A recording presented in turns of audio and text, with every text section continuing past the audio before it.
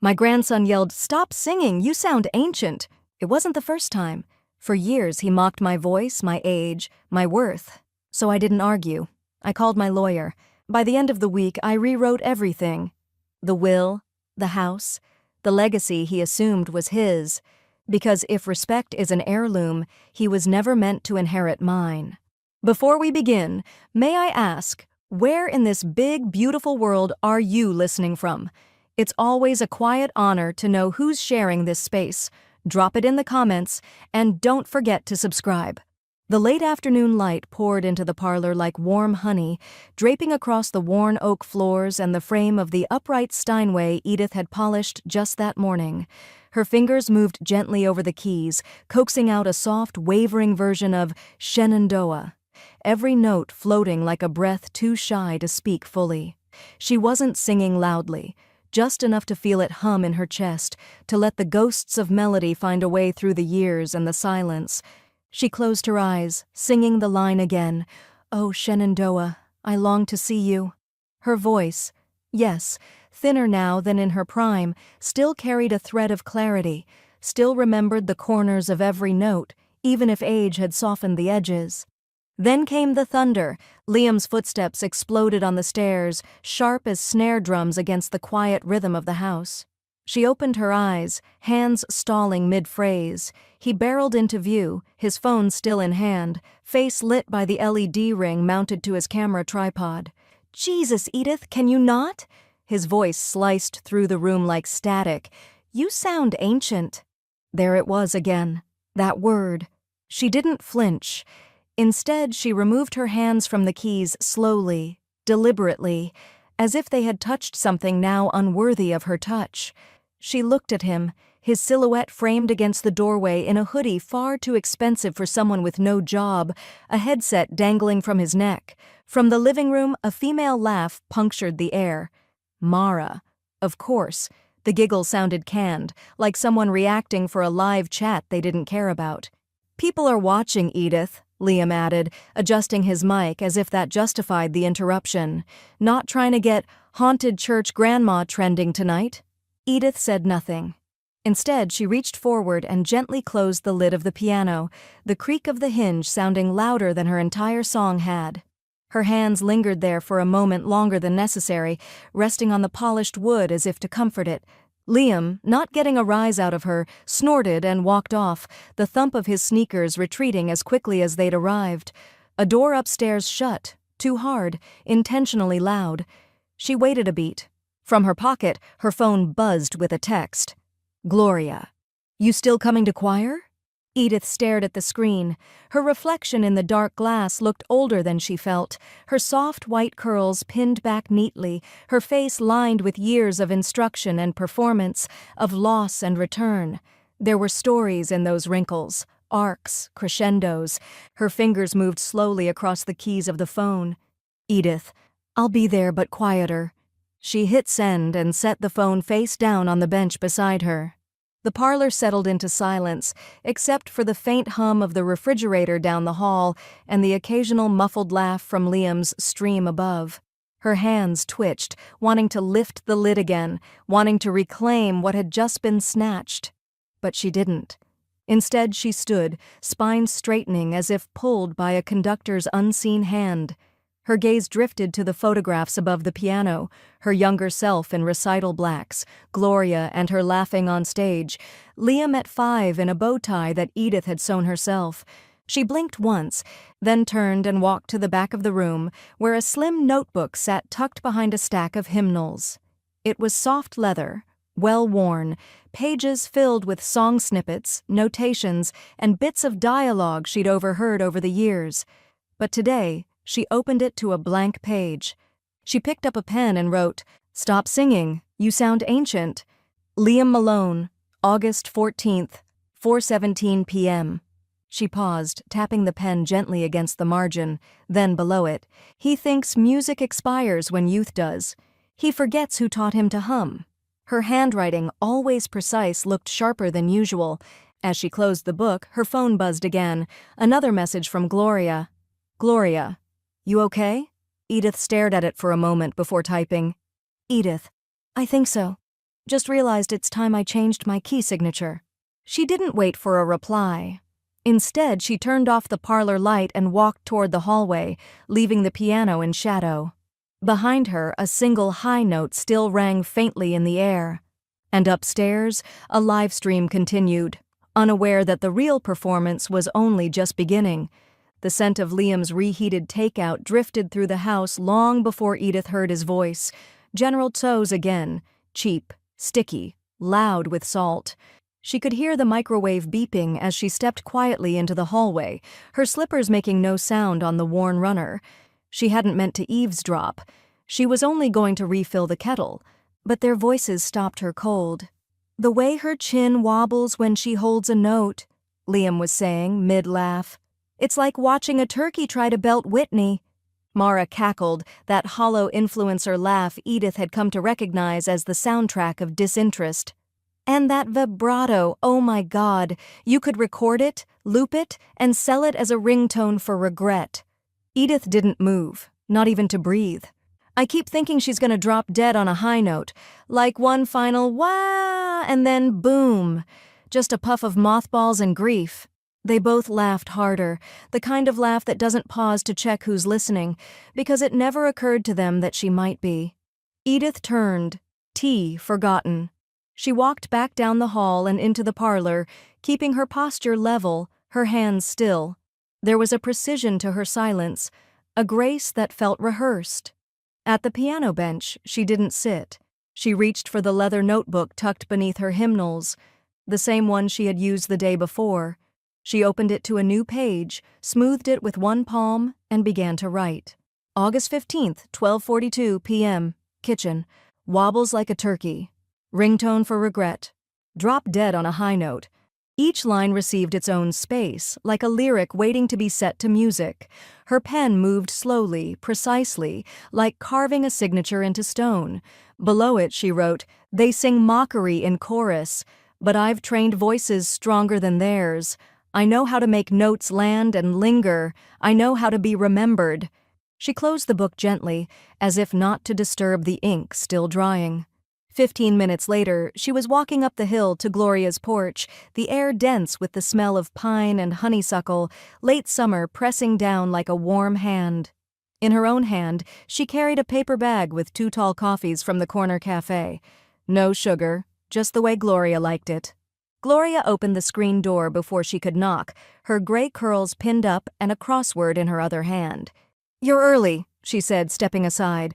"That usually means either choir's canceled or something needs to be said." Edith smiled and handed her the coffee. Gloria raised an eyebrow. "You bribing me?" "I'm preparing you," Edith replied softly. They sat on the wicker chairs beneath the fan.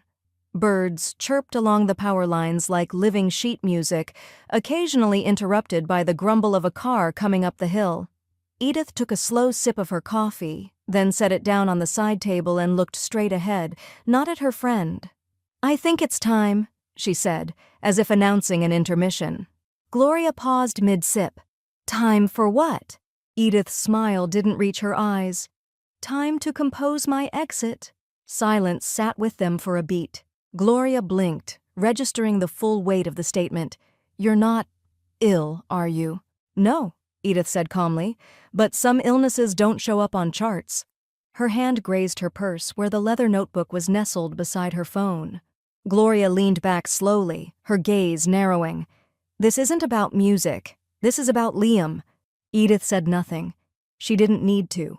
A breeze swept through the porch, rustling the ferns that hung in their clay pots, making the wind chimes play a mournful minor chord. "I suppose," Gloria said after a moment, "some exits deserve a standing ovation." Edith turned to her finally, "Or at least a well-timed encore." Gloria nodded, taking another long drink of her coffee as the screen door creaked slightly behind them, shifting with the wind. Edith glanced down at her phone. One new notification lit the screen. Liam just went live. She didn't open it. She simply turned the phone face down. The house was still when Edith returned, too still. No distant laughter, no muffled bass from Liam's livestream setup. Just the thick quiet of late summer pressing against the windows and the soft tick of the grandfather clock in the hallway. She slipped off her shoes at the entry and walked barefoot toward the parlor, letting the familiar creaks in the floorboards guide her path like old choreography. The light in the room had shifted. The sun had dipped lower, casting long diagonal shadows across the rug and bathing the piano in a soft, golden hush. It looked like a relic and a throne all at once. Edith approached it slowly, her fingers grazing the top as she moved past, a brief, wordless greeting. The finish was warm, well worn where her wrists had hovered for years. She let her hand trail across the closed lid, around the bench, then froze. Something new. On the far end of the piano, tucked half under a metronome, was a thick sheaf of printer paper. She picked it up. Color mock-ups, graph paper, measurements. Her name scrawled in the corner, misspelled. Edith's Room Upgrade Draft, version 3. The title made her jaw tighten. She flipped through the pages. It wasn't just redecorating, it was erasure. The sketches showed the parlor stripped of its soul, the Steinway removed, replaced by modular shelving and studio sound panels, the hymnals gone, walls painted matte black, a neon sign, Liam Malone Live, mounted where her mother's framed recital program had hung for decades. Each page was an insult drawn in lines and ink. She set the plans down carefully, as if they might burst into flame. An hour later, Edith stood in front of a glass-paneled office door beneath a polished brass sign, Harlan Doss, ESQ, Estate and Legacy Planning. The waiting room smelled faintly of leather and lemon oil, like someone had tried to clean away time itself. She didn't wait for the receptionist to announce her. Harlan glanced up as she entered. He removed his glasses, gave a half smile. Ms. Malone, to what do I owe the pleasure? She closed the door behind her with a soft click. I need to update my will. That got his attention. He gestured to the chair across from his desk. Is something wrong? Quite the opposite, Edith said, settling into the seat and opening her notebook. Something's finally very clear. As he pulled out a legal pad, she handed over a typed sheet she'd prepared with Gloria's help. He skimmed it, eyebrows rising slowly. You're removing Liam from the will entirely, he said, not a question, and transferring your estate to the Appalachian Conservatory of Music. Yes, she said simply, and assigning Gloria Bennett as co-executor. Harlan tapped his pen once against the edge of his notepad. You sure about this? Edith leaned forward, her tone cool but composed. He'll hear me. One clause at a time. A long pause stretched between them. Then Harlan nodded. Let's orchestrate. By the time Edith left the office, the mountain air outside felt different, crisper, less forgiving. She inhaled deeply and walked to her car, parked in the shade beneath a dogwood tree. She sat for a moment, gripping the wheel without turning the key. There would be backlash, shock, noise, but that wasn't her concern anymore. Later that evening, Gloria sat beside her at the kitchen table, typing furiously with her readers perched halfway down her nose. Edith dictated slowly, sipping tea from a ceramic mug that had once belonged to her late husband. To whom it may concern, she began, it is with deep purpose and lasting gratitude that I bequeath my instruments, scores, and vocal library to the Appalachian Conservatory of Music. She paused. Add this next part, Gloria. So that the songs I once sang may find new breath in younger voices, ones not yet hardened by cynicism. Gloria's fingers hesitated over the keyboard. That's a punch in the ribs. Edith didn't smile. It's not meant to land softly. Gloria clicked the final period, then turned the screen toward her for approval. Want me to print a draft? Edith nodded. One for the conservatory, and one for the boy who thought a blueprint could replace a ballad. The folding chairs creaked in harmony as Edith took her place in the semicircle, the faint scent of lemon disinfectant clinging to the linoleum floors. The choir room inside the Asheville Community Center hadn't changed in years. Faded felt banners along the walls, a dusty upright piano in the corner, and the perpetual hum of the overhead fluorescents. But something in her had shifted. She set down her water bottle beside her music binder and rolled her shoulders back. The other singers chatted quietly, rustling sheet music, catching up on bridge games and grandchildren. Gloria glanced over from the alto section and raised a single questioning brow. Edith answered with a nod, measured, composed. She wasn't here to blend in. The choir director, a wiry woman named Connie with fierce eyes and a conductor's baton she treated like a wand, clapped twice to call them to attention. "All right, warm-ups. Then we'll run the solos for next week's showcase. Edith, you're still on for Skylark, right?" Edith met her gaze. "I am." They moved through scales and harmony drills, Edith's voice strong and steady, unflinching, not louder than the others, just more present. When her solo came, the room settled. Even the air felt stiller. She rose, music in hand, but didn't open it. Her fingers rested on the edges of the page, but her eyes remained forward, distant.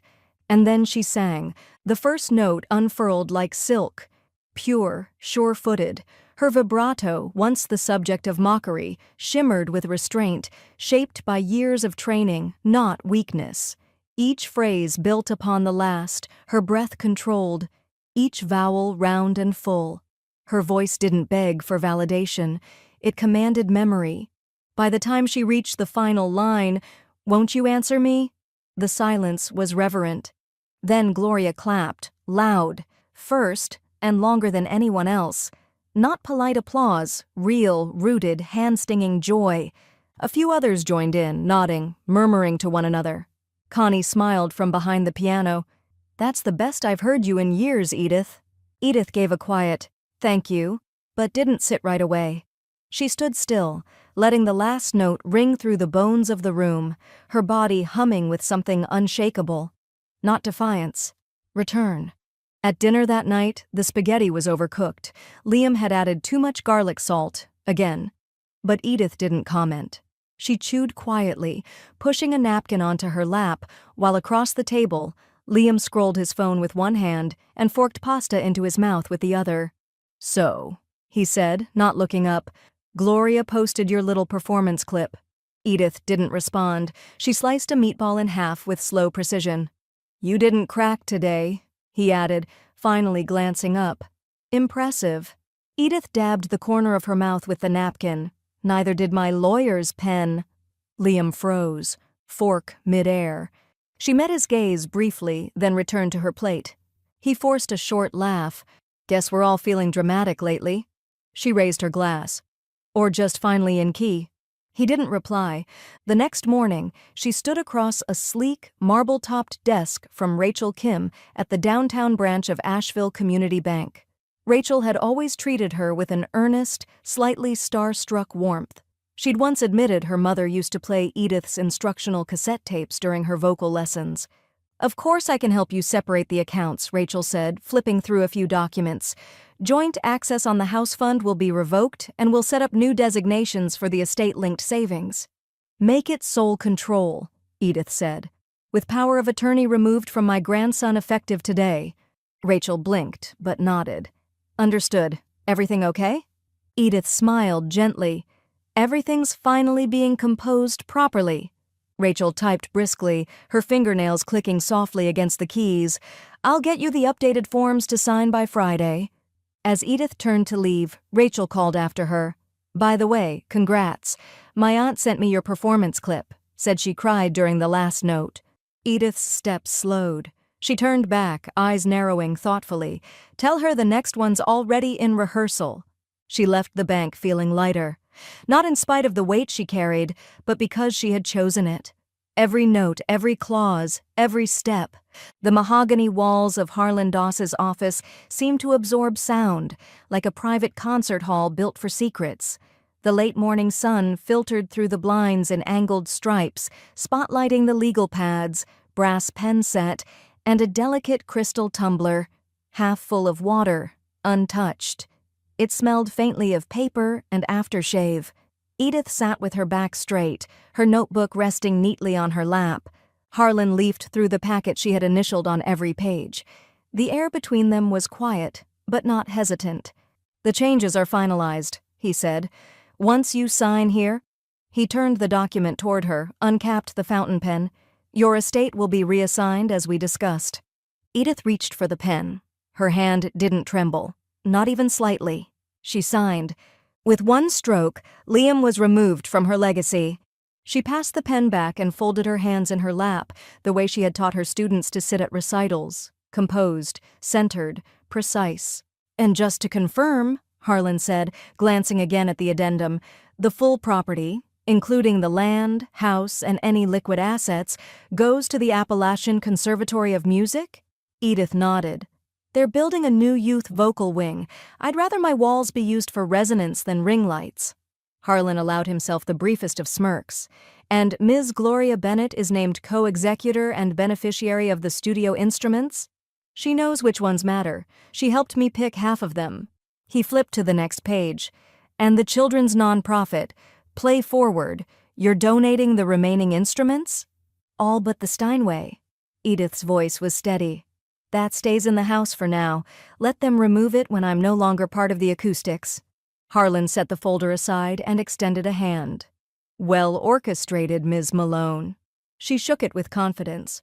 Her palm met his with a firm, warm press.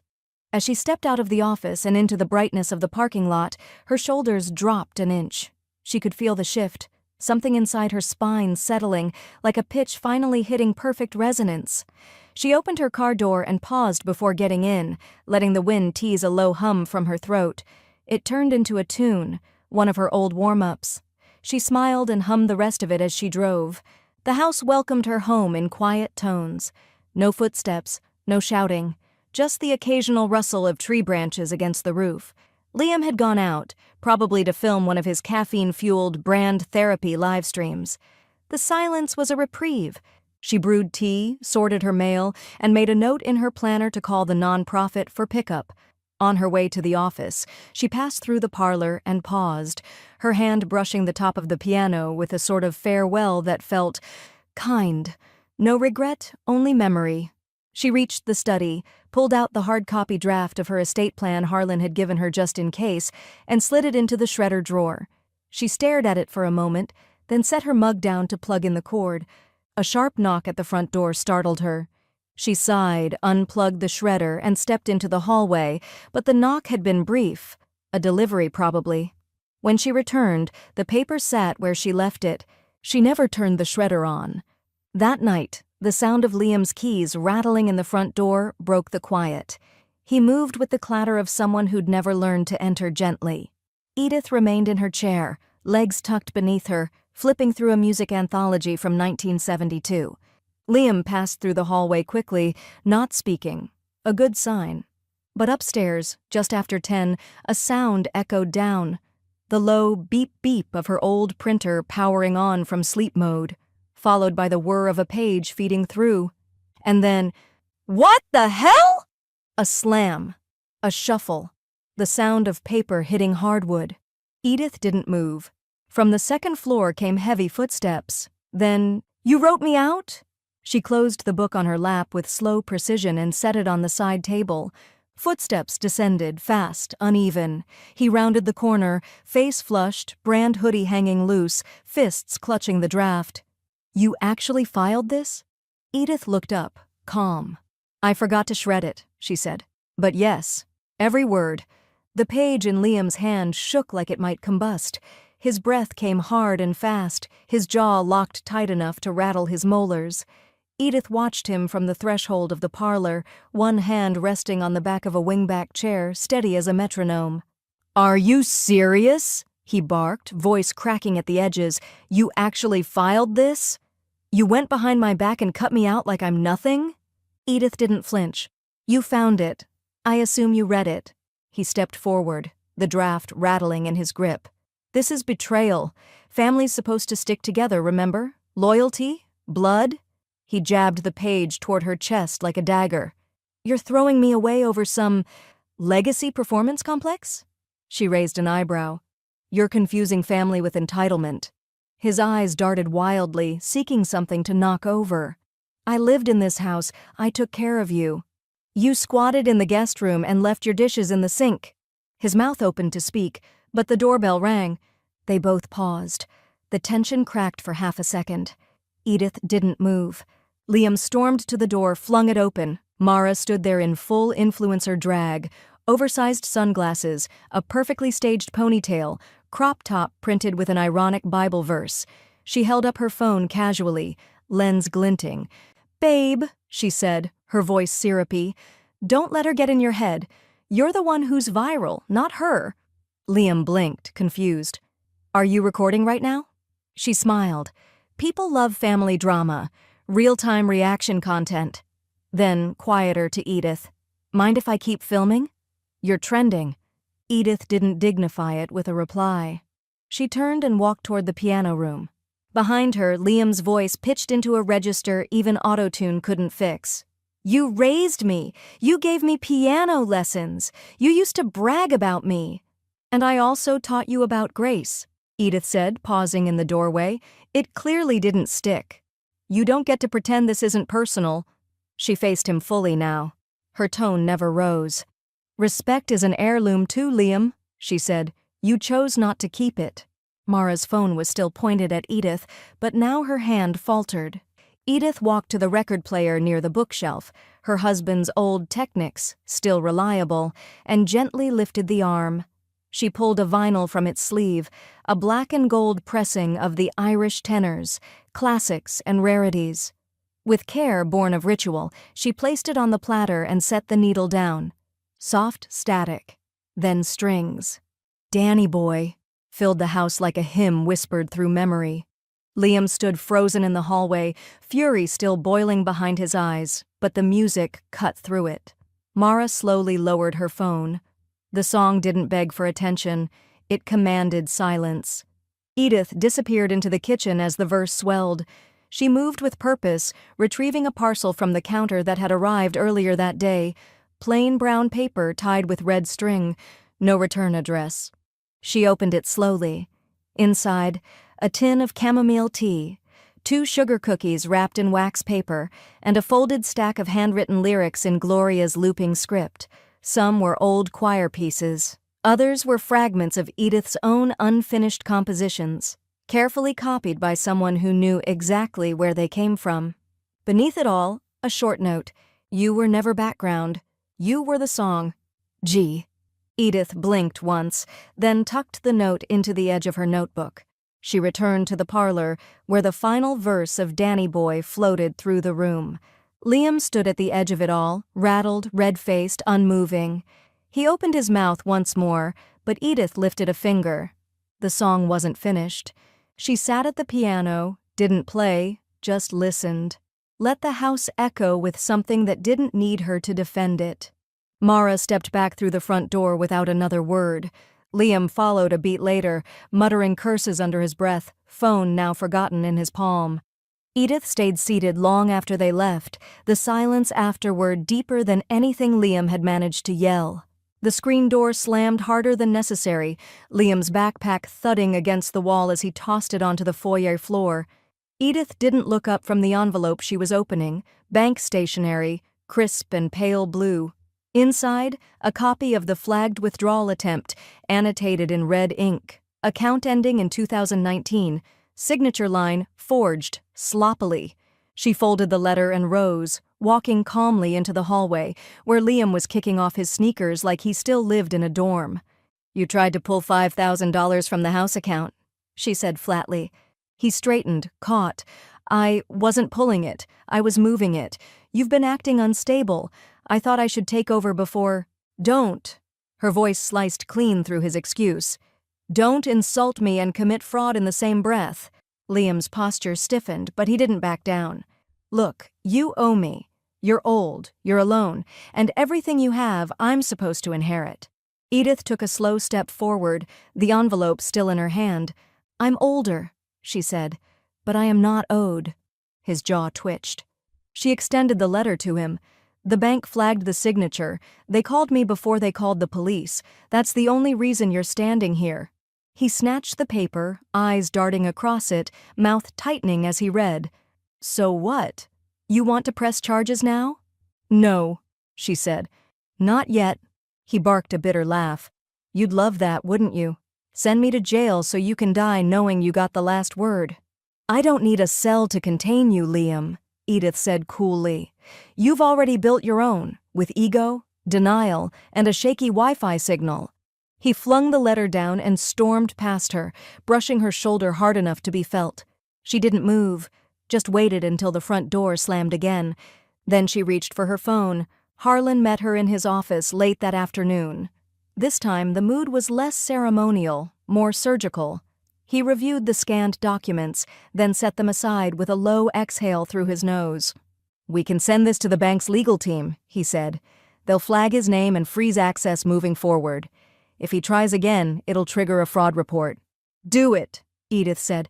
"Quietly. I don't want fireworks, just doors that don't open." Harlan nodded. "And the power of attorney?" She slid a separate form across the desk. "Already signed, already notarized." "I've removed him," she said. "Permanently."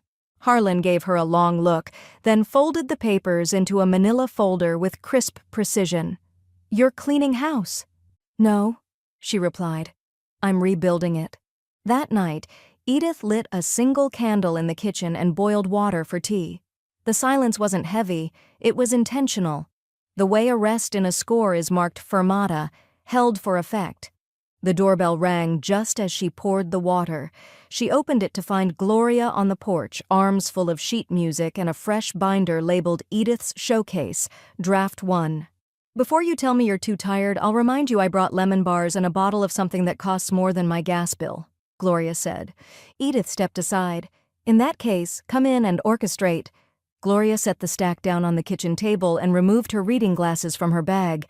"Listen, I've been thinking, it's time we held something more than a retirement concert.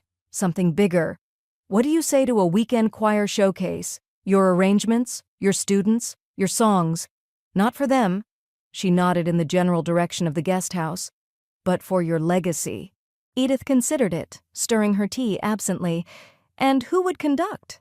"You would," Gloria said simply. "It's not an encore, Edith. It's your headliner." Outside, the wind rustled the trees, and somewhere in the distance, a train moaned low against the Blue Ridge. Edith closed her eyes. "I'll start composing tomorrow." The morning air smelled like rain before it arrived, sweet, electric, and full of promise. Edith stood at the base of the guest house steps with a sealed envelope in her hand and a paper-thin calm wrapped around her shoulders like a shawl. She didn't knock. She didn't call his name. She just waited.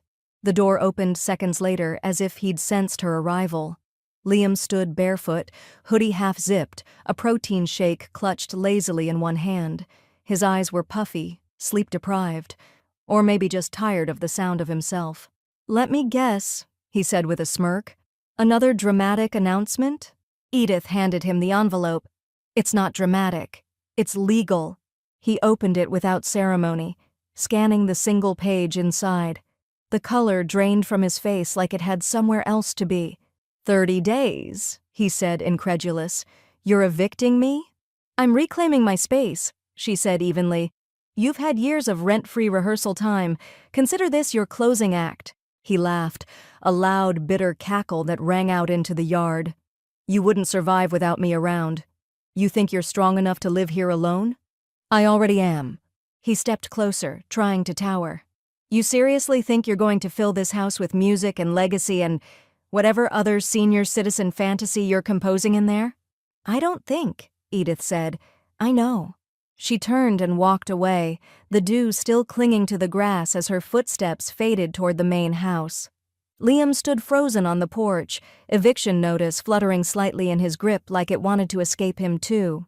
3 days later, Gloria arrived in a burst of laughter, confetti, and a grocery store sheet cake decorated in blue frosting and shaped like a padlock. "Happy untenanting!"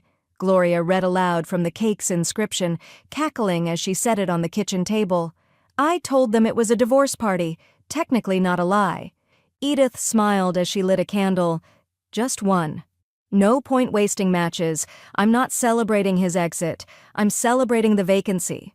They cut into the cake with oversized forks and unfiltered delight. By the third bite, Edith's laughter was lighter than it had been in months. Later, they moved through the guest house with brooms, rags, and open windows. Edith carried a small bundle of fresh lilacs from her garden, placing them in a chipped vase by the window Liam had always kept covered with blackout curtains. Sunlight poured in, kissing the hardwood. Dust motes danced like applause. She peeled off the LED ring light still suctioned to the mirror. It came off with a soft pop, leaving behind a perfect circular imprint, ghost evidence of artificial brightness. "What's the plan for this space?" Gloria asked, wiping down a bookshelf. "A reading room," Edith said. "A real one. No ring lights, no noise." Gloria nodded. "Silence with purpose. I like it." A few days later, Edith sat in Rachel Kim's office, the late afternoon sun glinting through the glass. Rachel tapped on her keyboard while sipping an iced coffee, the tip of her pen between her teeth. "All protections are finalized," she said. "Separate accounts, locked down estate access, and full reporting protocols in place. If anyone so much as breathes near your funds, I'll hear it." Edith smiled. "I'm glad one of us has good ears." Rachel grinned. "You've got good instincts. Those last longer." She handed over the paperwork, neatly stapled and color-coded. Edith slipped it into her leather binder without hesitation. It felt heavier in her hands, but in the way sheet music feels when you already know the melody. That night, the guest house smelled like lavender and pine cleaner. Edith stood at the doorway, surveying the cleared shelves, the vase of lilacs, the humming quiet. It was no longer a stage for entitlement. It was hers again. She closed the door softly behind her and returned to the main house just as her phone buzzed. A text from an unknown number. "You think this is over? You don't get to shut me out like this. I have proof. I'll make you regret it." No name. But the tone sang a familiar, sour note. Edith tapped the play button. The video opened with grainy footage, her own living room slightly off-center. Her voice, measured and quiet, could be heard saying, "Respect is an heirloom too, Liam. You chose not to keep it." Then silence, then laughter. Not hers. She stopped the recording. The email from Rachel had been simple. "This was forwarded to our fraud team by an anonymous source, likely tied to the inquiry from Liam's account." Edith closed her laptop, reached for her phone, and dialed Harlan. "Let him file," Harlan said calmly, flipping through a legal pad with a practiced flick of his pen. "A lawsuit over disinheritance would fall apart in minutes. You followed procedure. Your will is airtight." They sat in his office again, morning light spilling in through the blinds. Edith wore a soft gray shawl and brought no notebook this time. Just resolve. "And the footage?" she asked. "He's clearly threatening to use it, or worse, sell it." Harlan shrugged. "In North Carolina, you're allowed to record your own conversations without notifying others. Ethically murky, legally meaningless. No court will touch it, especially not with the forgery attempt on file." Edith sipped her tea. "Then let the silence do the talking." Harlan smirked. "Elegant strategy, very you." Back at the bank, Rachel stood by the printer, watching the pages slide out one by one. "These are all access logs," she said, tapping the top page. "Since the flag was activated, no one but yous come near the accounts. If Liam even breathes in their direction, I'll know." "Print them weekly," Edith said, "and alert me immediately if anything changes." Rachel nodded. "Anything else?" Edith smiled faintly. "Yes. Could you also recommend a good pen? Something memoir-worthy?" Rachel's grin widened. "Let me guess. You're finally writing it?" The new notebook was leather-bound, deep burgundy, with faintly gilded edges and paper thick enough to feel sacred. On the inside cover, she wrote in smooth cursive, "Voice Lessons from Silence" by Edith Malone. And beneath it, "For every woman ever called too much by someone not enough." She wrote the first page that afternoon in the quietest room of the house, formerly Liam's. Now it smelled like lilacs and open windows. She began with a memory of her mother humming scales as she folded laundry. Not remarkable, not dramatic, just real. And it was hers.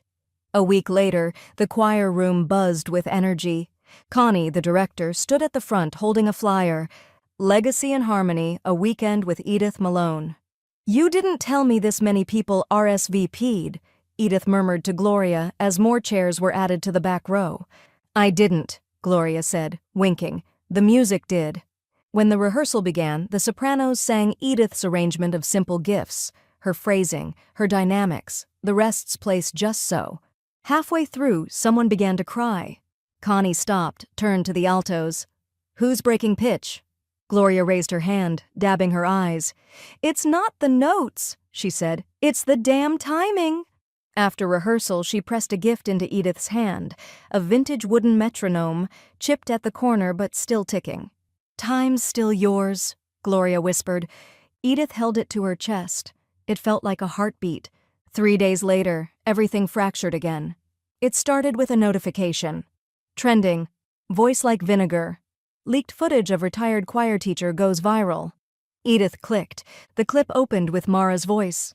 "Watch this. Classic guilt trip move. Watch how she tries to act noble." Then the argument. Liam yelling, Edith standing firm. The line about entitlement. The way Mara zoomed in on Edith's face when she said, "You've already built your own cell." Edith's jaw clenched. Beneath the clip, the blog caption read, "Exclusive. Influencer couple exposes toxic matriarch, but public backs her." She didn't scroll the comments. She didn't need to. Her phone buzzed again. "Gloria, you seeing this?" "Yes." "And?" Gloria asked.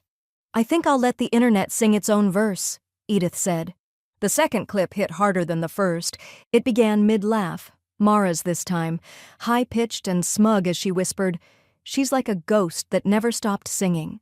Then came Liam's voice, unmistakable, mocking Edith's vibrato with cruel accuracy, mouth puckered, chin trembling like jello in an earthquake. He cackled at his own imitation. "I swear, I thought she was going to die on that note. One final breath and then, pfft, straight to the nursing home," he sneered. The video cut to Mara pointing the camera toward herself, smirking. "Who even sings anymore?" It's not the 1800s. By mid-morning, it had 3 million views. By lunch, the hashtag elegant singer was trending. Edith didn't watch the full clip. She didn't need to. She sat in the sunroom, the morning light slanting across the hardwood, sipping Earl Grey and listening to Debussy on low volume.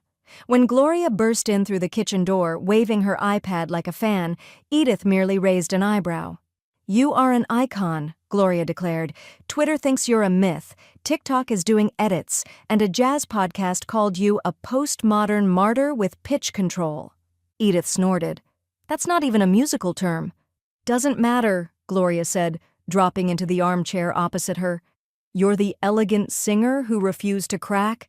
That clip of you saying, 'Respect is an heirloom too'? They've turned it into a ringtone." "That did it." Edith laughed, really laughed. It started as a small, incredulous giggle, then burst into something larger, breathier, full-throated. She laughed until she was dabbing her eyes with a cloth napkin, and Gloria was gasping for air beside her. "I haven't laughed like that since before Harold died," Edith finally said, catching her breath.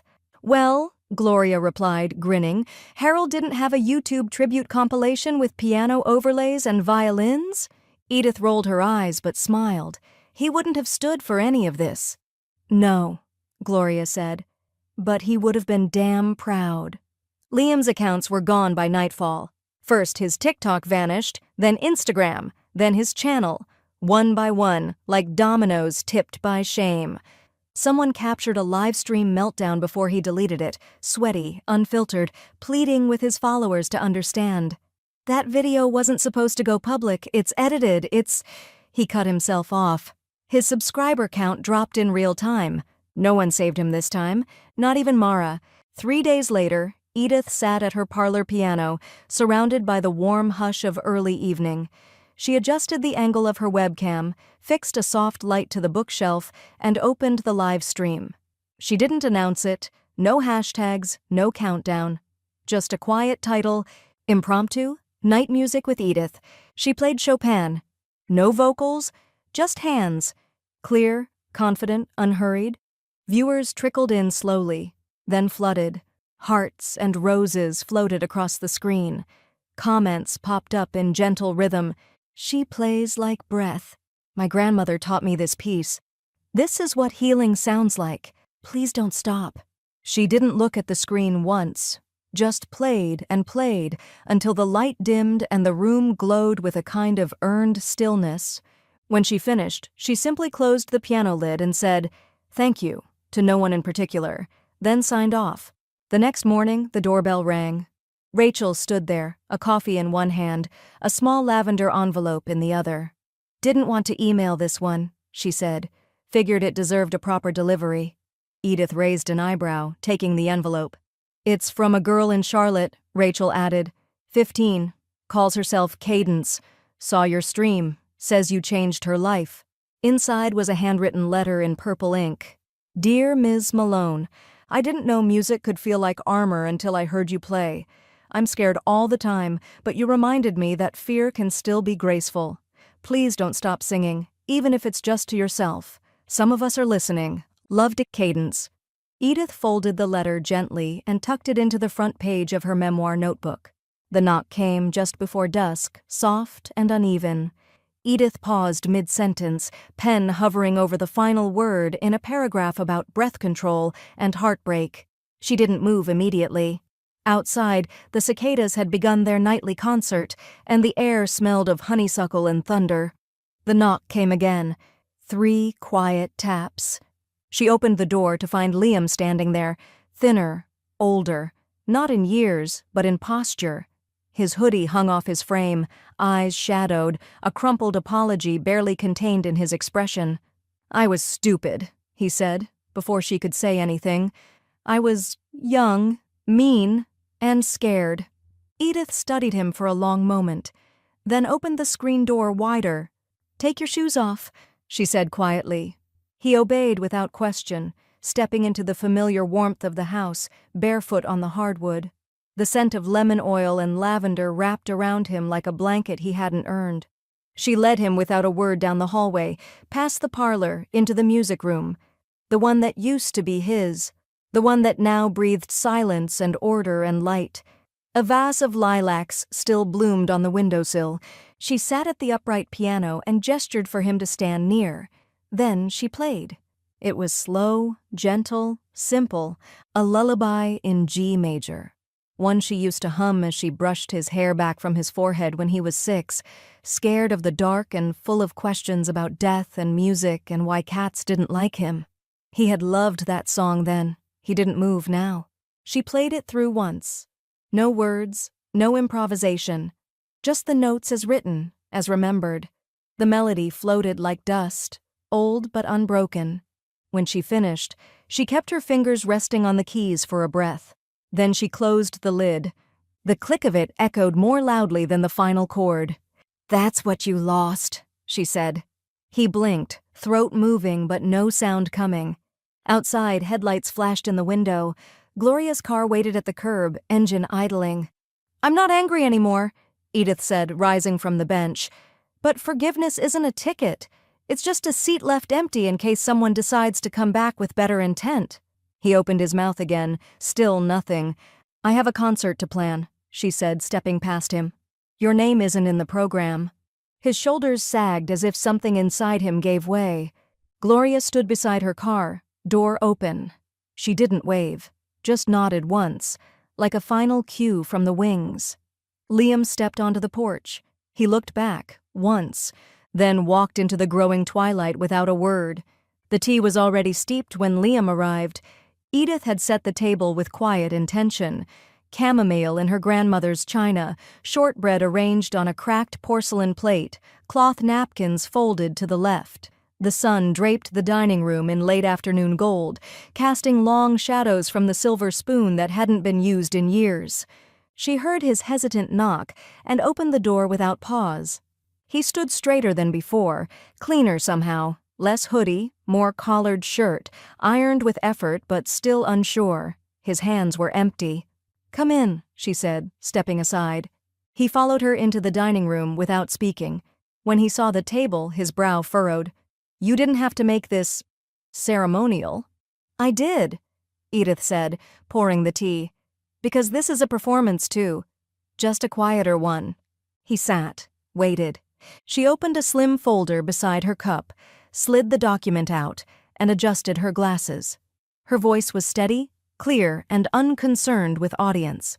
"I, Edith Malone, being of sound mind and recently sharpened pen, do hereby declare this to be my final will and testament." Liam flinched at the formality. She continued, The property known as 419 Sycamore Hill Road shall be transferred in full to the Appalachian Conservatory of Music to be converted into a teaching and recording space for under-resourced youth musicians. He stared at the rim of his teacup. All liquid assets, she went on, are to be allocated into a scholarship fund managed jointly by the Conservatory and Gloria Bennett for young artists without financial backing or familial support. A pause. He blinked hard. My vintage instruments, except the Steinway, have already been donated to Play Forward, a non-profit committed to music therapy and youth outreach. Another pause. He opened his mouth, but she lifted a hand gently, like a conductor halting an early cue. One item, she said, her voice softening, has been left to my grandson, Liam Charles Malone. She reached into a velvet-lined box on the table and removed a tarnished tuning fork. The stem was worn, the handle slightly bent, its pitch long dulled. She placed it between them. You used to carry this in your backpack during recitals. Said it made you feel professional. His throat moved. He didn't touch it. I leave this to you, Edith said, so you never forget that you once had perfect pitch, and somewhere along the way, forgot how to listen. She waited. The silence stretched like a final chord held too long. Then she stood. I thank you, she said, voice steady, for reminding me how sharp I could still be. Gloria appeared from the hallway clutching 2 glasses of sparkling cider and a single flute of Prosecco. She raised hers high. To freedom, she said, in 4/4 time. Edith clinked glasses. Liam didn't reach for his. They drank. Liam stood slowly, then tucked the tuning fork into his pocket without a word. He looked at Edith, then Gloria. Something passed through his expression, not regret, not pride, just recognition. Then he left. The screen door clicked shut behind him with a soft finality. Later that evening, Edith wandered her garden with her phone in hand, soft strains of Satie echoing from the speaker as she brushed her fingertips along the late blooms. The air smelled like mint and freshly turned earth. The lilacs were nearly out of season, but still blooming stubbornly. Gloria stood on the porch, watching her. You didn't have to give him anything, she called. I gave him the only note he knows how to hold, Edith replied. The one that slipped. Gloria smiled. So what's next? Edith looked up at the sky. Maybe I'll learn how to grow something that isn't a metaphor. They laughed softly. The blue ribbon shimmered like a stream of music frozen mid-note. It stretched across the double doors of the new performance wing, anchored on either side by brass stands and tension. The banner overhead red in gold, the Edith Malone Vocal Arts Hall. Sunlight caught the lettering just right. For a moment Edith could almost hear it, her name, not spoken, but sung by the building itself. A harmony stitched into brick and echo. Gloria stood beside her, sunglasses perched in her curls, one hand gripping a bouquet, the other resting gently on Edith's elbow. You ready? Gloria whispered. Edith gave a small nod.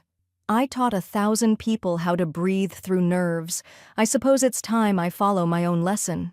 The crowd outside the Appalachian Conservatory swelled with local press, faculty, former students, and strangers who only knew her as the elegant singer.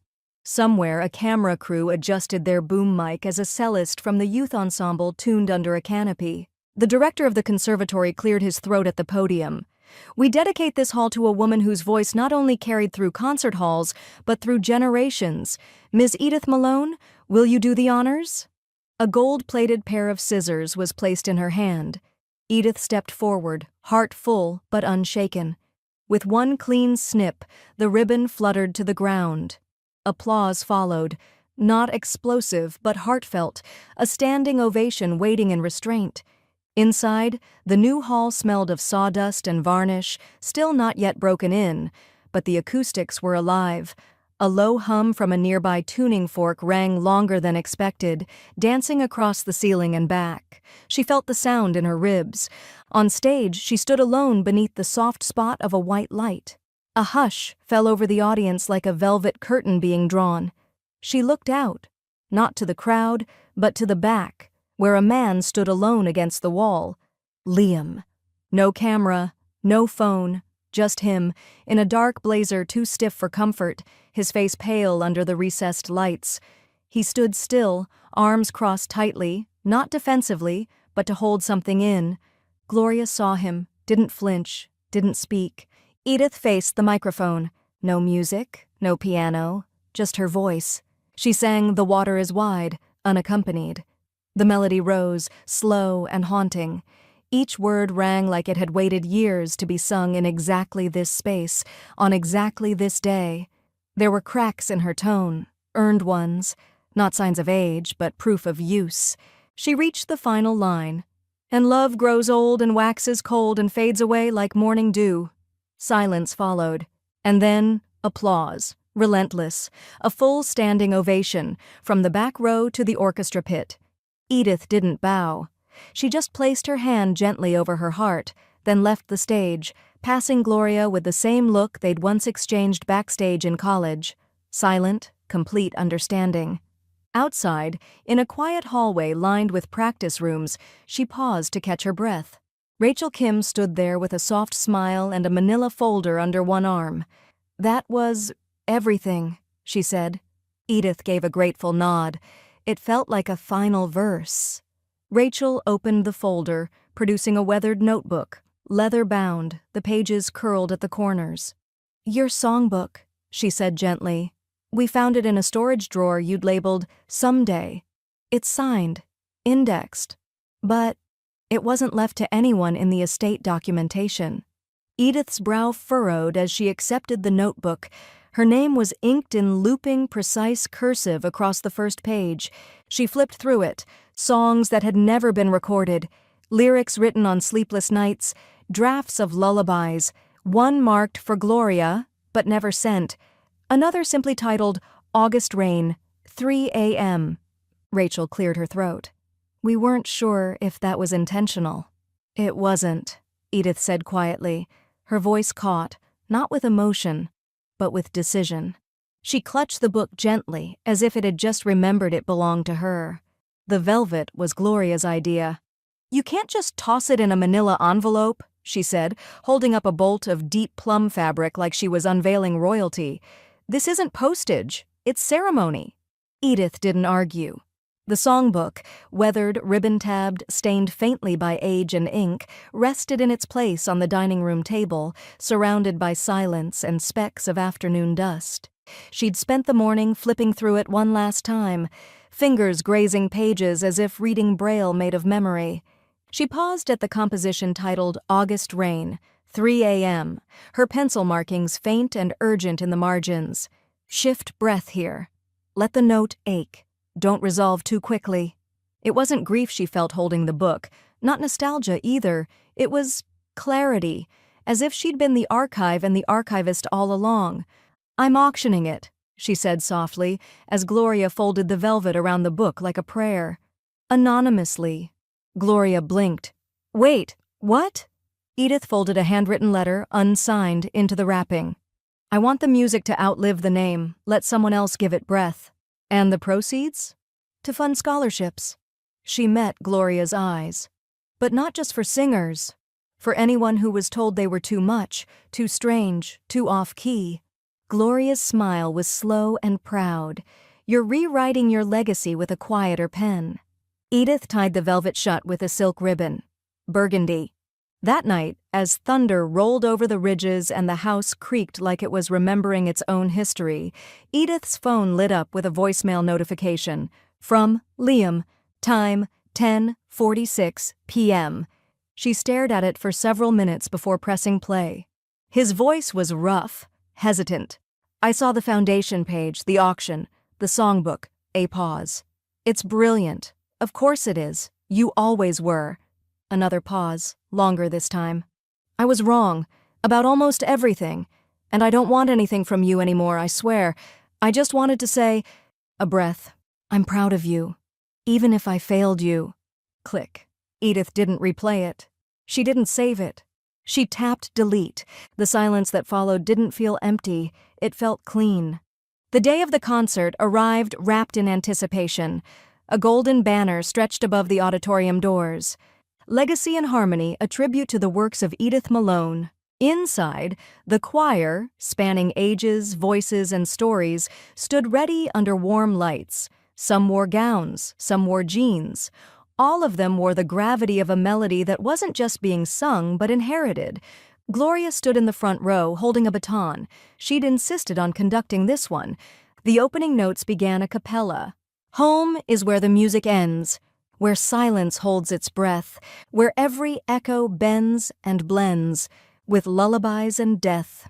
Edith sat in the third row, one hand resting lightly on the armrest, her spine straight, her eyes unblinking. She didn't mouth along, she listened entirely.